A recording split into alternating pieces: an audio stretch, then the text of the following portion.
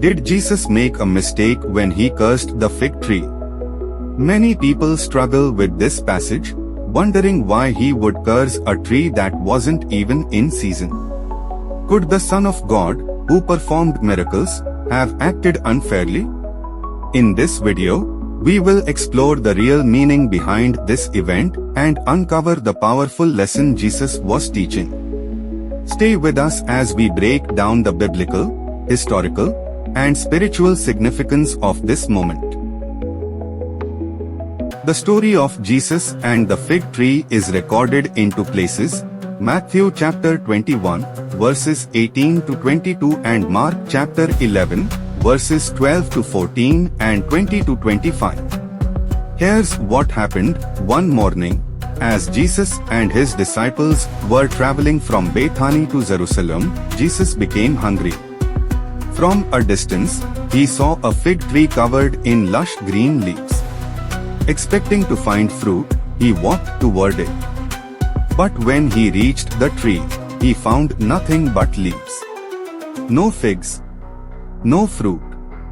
Then he spoke these words, "May no one ever eat fruit from you again." Mark chapter 11, verse 14. The next day, the disciples saw that the tree had completely withered from the roots up. They were astonished and asked Jesus about it. At first glance, this seems troubling. Why would Jesus curse a tree when it wasn't the season for figs? To understand this, we need to look at how fig trees grow. Fig trees in Israel produce small edible buds, early fruit, before the full harvest season. If a fig tree has leaves but no early fruit, it means the tree is barren. It will not produce fruit that year. In other words, the tree looked promising but was actually fruitless. Jesus used this as a symbolic lesson, and it was much deeper than just a tree. In the Bible, Israel is often compared to a fig tree. Hosea chapter 9, verse 10, Jeremiah chapter 8, verse 13, Luke chapter 13, verses 6 to 9. The fig tree in this story represents Israel's religious leaders and their outward appearance of faith. Like the tree, they had leaves, they followed religious rituals. But they had no fruit, they lacked real faith and obedience to God.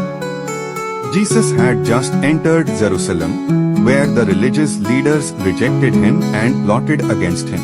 Just as the barren tree was judged, Jesus was giving a prophetic warning: if Israel did not bear fruit, judgment would come. And history proves this.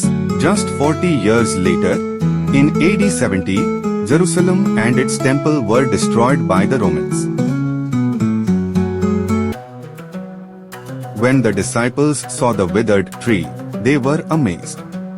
But Jesus responded with something unexpected. He said, "Have faith in God. Truly I tell you, if anyone says to this mountain, 'Go, throw yourself into the sea,' and does not doubt in their heart but believes that what they say will happen, it will be done for them." Mark chapter 11, verses 22 to 23. Jesus was not just teaching about judgment, but also about the power of faith. Just as his words caused the tree to wither, our faith in God can move mountains. But there's more. Jesus also emphasized forgiveness in prayer. Mark chapter 11, verse 25, showing that faith and a pure heart go hand in hand. So what does this story mean for us today? Jesus wasn't acting out of frustration. He was teaching us that God desires real fruit, not just appearances. A tree without fruit is useless, just as faith without action is dead. James chapter 2, verse 17. True disciples of Christ bear fruit: love, kindness, faithfulness, and obedience.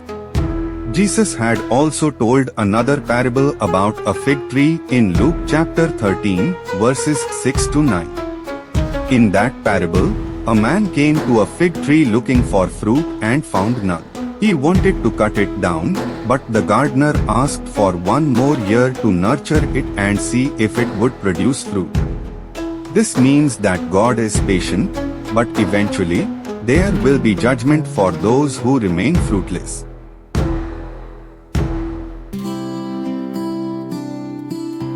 This story is not just about a tree, it's about all of us. Do we look like believers but fail to truly follow Christ? Are we producing the fruit of the Spirit in our lives? Galatians chapter 5, verse 22 and 23. Are we relying on faith and prayer, trusting in God's power? Jesus wants us to be more than just outwardly religious. He wants us to be spiritually alive and fruitful. Let this be a call for all of us to examine our hearts. Are we truly living in faith and bearing the fruit of righteousness? If this message blessed you, don't forget to like, share, and subscribe for more biblical insights. Comment below what lesson stood out to you the most. God bless you and keep growing in faith.